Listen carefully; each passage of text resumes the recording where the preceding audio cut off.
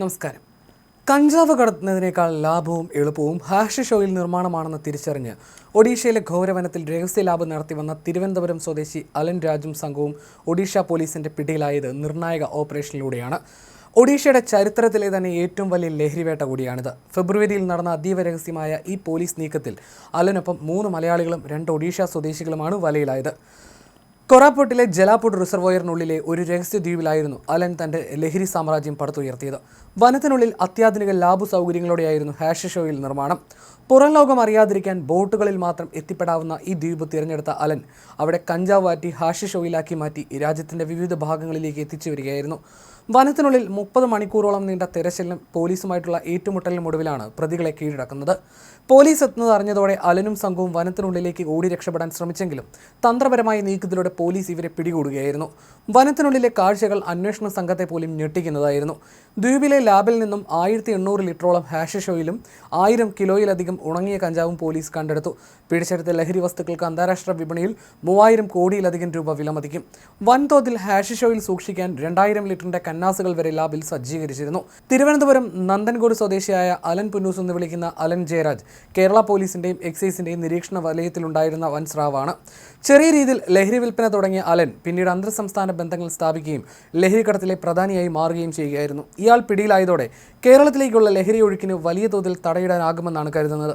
കേരളത്തിലേക്ക് ലഹരി എത്തിക്കുന്ന സംഘത്തിലെ പ്രധാനിയാണ് അലൻ എന്ന് പോലീസ് സ്ഥിരീകരിച്ചിട്ടുമുണ്ട്.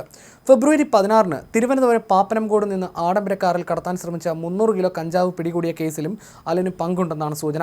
അന്ന് പിടിയിലായ പ്രതികളെ ചോദ്യം ചെയ്തതിൽ നിന്നാണ് ലഹരി ശൃംഖലയുടെ ആഴം കൂടുതൽ വ്യക്തമായത്. അലനെ കൂടാതെ തിരുവനന്തപുരം സ്വദേശികളായ ആനന്ദ് രാജ്, കിരൺ, ബിത്തു എന്നിവരും ഒഡീഷ സ്വദേശികളായ സാധു ഭംഗി, ലക്ഷ്മൺ എന്നിവരെയുമാണ് പോലീസ് അറസ്റ്റ് ചെയ്തത്. പ്രതികളെ അറസ്റ്റ് ചെയ്ത വിവരം ആഴ്ചകൾക്ക് ശേഷമാണ് ഒഡീഷ പോലീസ് കേരള പോലീസിനെ അറിയിച്ചത്. കേസുമായി ബന്ധപ്പെട്ട് ഒഡീഷ പോലീസ് തിരുവനന്തപുരത്തെത്തി തെളിവുകൾ ശേഖരിച്ചിരുന്നു. നേമം CI അജിത് കുമാർ, മുൻ CI രഗീഷ് കുമാർ എന്നിവരുടെ നേതൃത്വത്തിലുള്ള പ്രത്യേക സംഘം നേരത്തെ കേരളത്തിൽ നടത്തിയ അന്വേഷണത്തിൽ അലന്റെ സംഘത്തിലെ ഹരികൃഷ്ണൻ, ജെയ്സൺ എന്നിവരെ പിടികൂടിയിരുന്നു. ഇവരിൽ നിന്ന് ലഭിച്ച വിവരങ്ങൾ കൂടി കൂട്ടിയിണക്കെയാണ് ലഹരി ശൃംഖലയുടെ തലവനായ അലനിലേക്ക് അന്വേഷണം എത്തിയത്. കഞ്ചാവ് കെട്ടുകളായി കടത്തുന്നത് പിടിക്കപ്പെടാൻ സാധ്യത കൂടുതലാണെന്ന് കണ്ടാണ് അലൻ ഹാഷിഷ് ഓയിൽ നിർമ്മാണത്തിലേക്ക് തിരിഞ്ഞത്. ദ്രവരൂപത്തിലാകുമ്പോൾ എളുപ്പത്തിൽ കടത്താമെന്നതും ലാഭം 10 ഇരട്ടി വർദ്ധിക്കുമെന്നതും ഇയാളെ ഈ കുറ്റകൃത്യത്തിന് പ്രേരിപ്പിച്ചു. തിരുവനന്തപുരത്തെ കുപ്രസിദ്ധ ഗുണ്ടാ സംഘങ്ങളുമായും അലൻ അടുത്ത ബന്ധം പുലർത്തിയിരുന്നു. ഒഡീഷ പോലീസിന്റെ സാഹസികമായ നീക്കം രാജ്യത്തെ തന്നെ മയക്കുമരുന്ന് വ്യാപാരത്തിനേറ്റ വലിയ പ്രഹരമായിട്ടാണ് വിലയിരുത്തപ്പെടുന്നത്. നന്ദൻകോട്ടെ ഒരു സാധാരണ ഓട്ടോറിക്ഷ ഡ്രൈവറുടെ മകനിൽ നിന്ന് ഒഡീഷയിലെ ഉൾവനങ്ങളിൽ കോടികളുടെ ലഹരി സാമ്രാജ്യം വാഴുന്ന ഡോൺ അലൻ പുന്നൂസിലേക്കുള്ള വളർച്ച സിനിമാ കഥകളെ പോലും വെല്ലുന്നതായിരുന്നു. തിരുവനന്തപുരം ശാസ്തമംഗലത്ത് വീട് വാടകയ്ക്കെടുത്ത് ടാറ്റു സ്റ്റുഡിയോയുടെ മറവിൽ അലൻ മുൻപ് ലഹരി കച്ചവടം നടത്തിയിരുന്നു. ശരീരത്തിൽ ടാറ്റു പതിക്കാനെത്തുന്ന വിദ്യാർത്ഥികളെ സൗഹൃദത്തിൽ കുരുക്കി മയക്കുമരുന്നിന് അടിമകളാക്കിയായിരുന്നു ഇയാളുടെ തന്ത്രം.